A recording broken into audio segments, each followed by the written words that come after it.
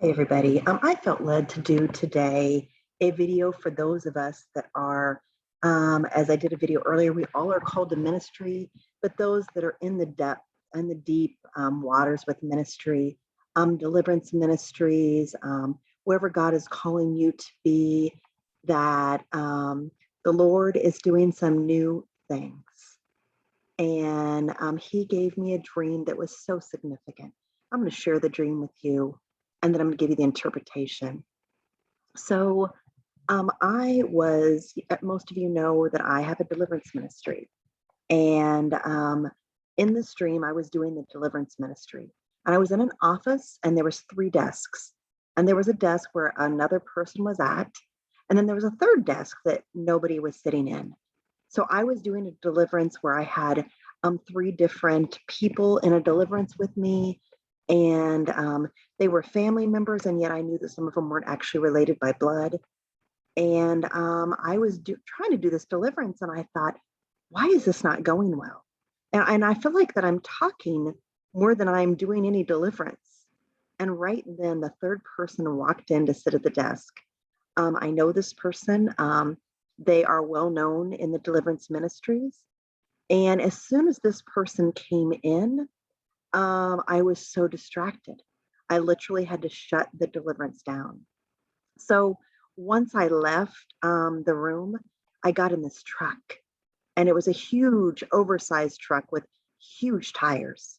And I was driving this truck all over town, and I was scared. I couldn't brake, I couldn't drive. I was like, I am not equipped to drive this vehicle. What am I doing? So I ended up at a restaurant.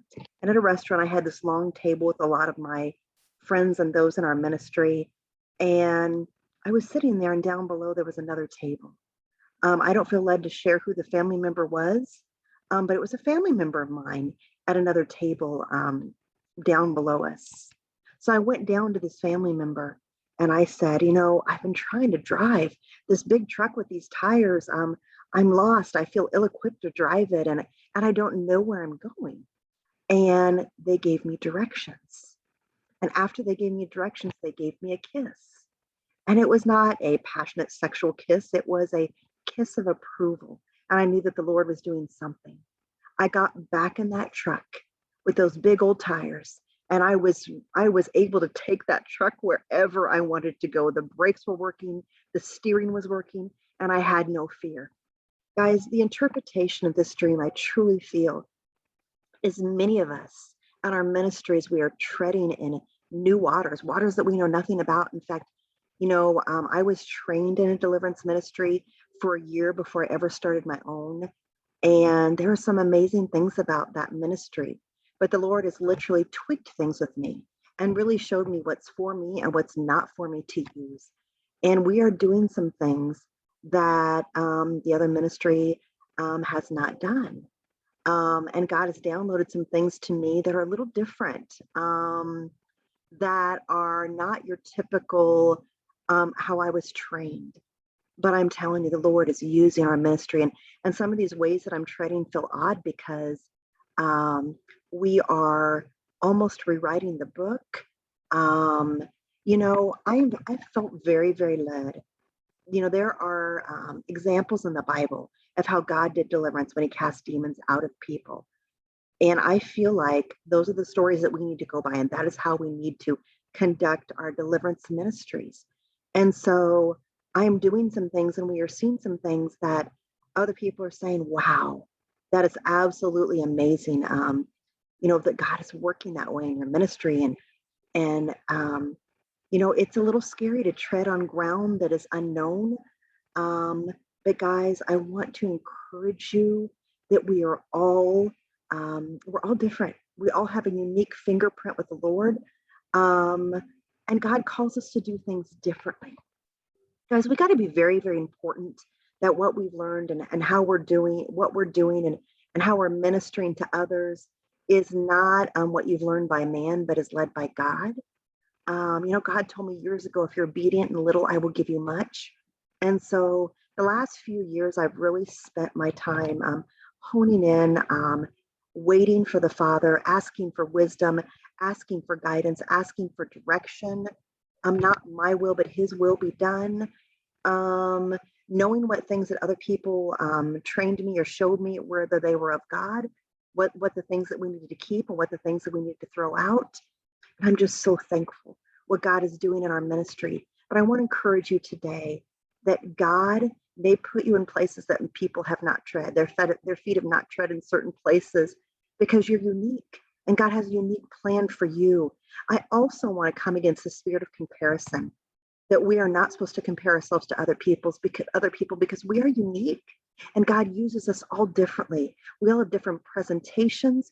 We all look differently. We all have different skin colors. We all have different personalities. We're all planted in different places. Guys, I do not want you to imitate anyone else. I want you to take these things and your ministry to the Father and say, Lord, what do you want me to do? What does my ministry look like?